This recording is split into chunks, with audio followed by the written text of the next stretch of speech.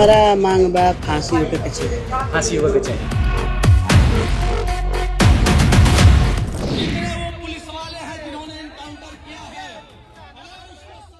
Bharat Tiwari encounter case में चौंकाने वाला खुलासा हुआ है। पुलिस के दावे से इतर परिवार का दावा सही पाया गया। भरत की पोस्टमार्टम रिपोर्ट में सामने आया है कि उन्हें 3 नहीं बल्कि 5 गोलियां मारी गई थी, जिसमें से चौथी गोली दाहिनी जांघ में बाहरी हिस्से से अंदर की ओर गई थी। इसके अलावा 5वीं गोली बाएं पैर के मध्य भाग से पीछे की तरफ लगी थी। नमस्कार, मैं हूं आकांक्षा और आप देख रहे हैं न्यूज 18 का डिजिटल प्लेटफॉर्म। चर्चित भरत तिवारी एनकाउंटर मामले में बड़ा खुलासा हुआ है। पोस्टमार्टम रिपोर्ट में ये पुष्टि हुई है कि भरत तिवारी को 1 या 2 नहीं बल्कि 5 गोलियां लगी थी। रिपोर्ट के मुताबिक पहली गोली बाएं जांघ के ऊपरी हिस्से में सामने की ओर लगी थी। दूसरी गोली भी बाएं जांघ के मध्य भाग के भीतर की तरफ लगी पाई गई। वहीं तीसरी गोली दाहिनी जांघ के बीच वाले हिस्से में भीतर लगी थी। मालूम हो कि भारत के परिवार ने भी 5 गोलियां मारे जाने का दावा किया था और अब रिपोर्ट के मुताबिक पोस्टमार्टम रिपोर्ट में सामने आया है कि चौथी गोली दाहिनी जांघ में बाहरी हिस्से के अंदर ओर गई थी। इसके अलावा 5वीं गोली बाएं पैर के मध्य भाग में पीछे की तरफ से लगी थी। भरत तिवारी के कथित फर्जी मुठभेड़ मामले को लेकर पिछले कई दिनों से सियासत गर्म है। विपक्ष सरकार पर लगातार हमलावर है और मामले की निष्पक्ष जांच की मांग कर रहा है। इसी बीच प्रदेश के सीएम सम्राट चौधरी ने यह स्पष्ट कर दिया है कि इस घटना में शामिल दोषी बख्शे नहीं जाएंगे। भोजपुर की घटना को सरकार ने गंभीरता से लिया। न्याय सुनिश्चित करने के लिए तत्काल न्यायिक आयोग के गठन का फैसला किया गया। सम्राट चौधरी ने गुरुवार को पटना में आयोजित संविधान हत्या दिवस कार्यक्रम में मंच से इस हमले पर सरकार का पक्ष रखा और कहा कि भोजपुर की घटना को सरकार ने गंभीरता से लिया है। न्याय सुनिश्चित करने के लिए तत्काल हमने न्यायिक आयोग के गठन का फैसला किया। उन्होंने साफ किया कि यदि कोई दोषी पाया गया तो उसके खिलाफ कार्रवाई तय है।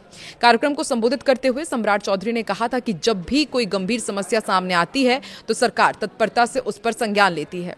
हाल ही में भोजपुर में हुई घटना पर त्वरित कार्रवाई करते हुए बिहार सरकार ने एक उच्च स्तरीय न्यायिक आयोग का गठन किया। सरकार का उद्देश्य न्याय सुनिश्चित करना है और जो भी दोषी पाया जाएगा उस पर सख्त कार्रवाई की जाएगी। उन्होंने आगे ये भी कहा कि यदि 30 दिन के अंदर आवेदन पर आदेश जारी नहीं होता है तो 31वें दिन संबंधित अधिकारी को सीधे निलंबित करने का आदेश मुख्यमंत्री कार्यालय से जारी किया जाएगा। उन्होंने कहा कि सरकार की प्राथमिकता है कि लोगों को समय पर न्याय मिले और प्रशासनिक राहत मिले।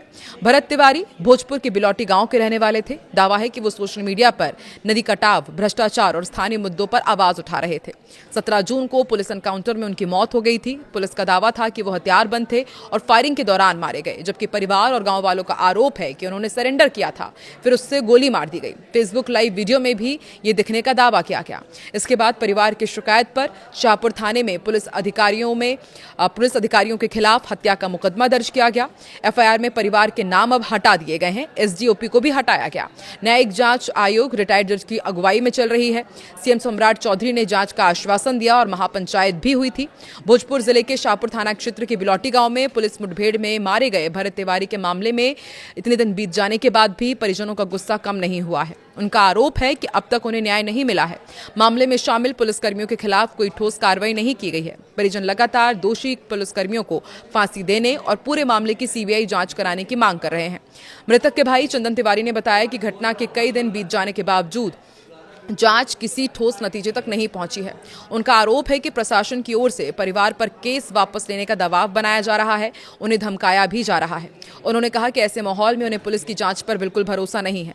चंदन तिवारी का कहना है कि पुलिस विभाग की जांच उन्हीं अधिकारियों की निगरानी में कराई जा रही है जिन पर घटना में शामिल होने के आरोप लगाए जा रहे हैं। ऐसे में निष्पक्ष जांच की उम्मीद करना मुश्किल है।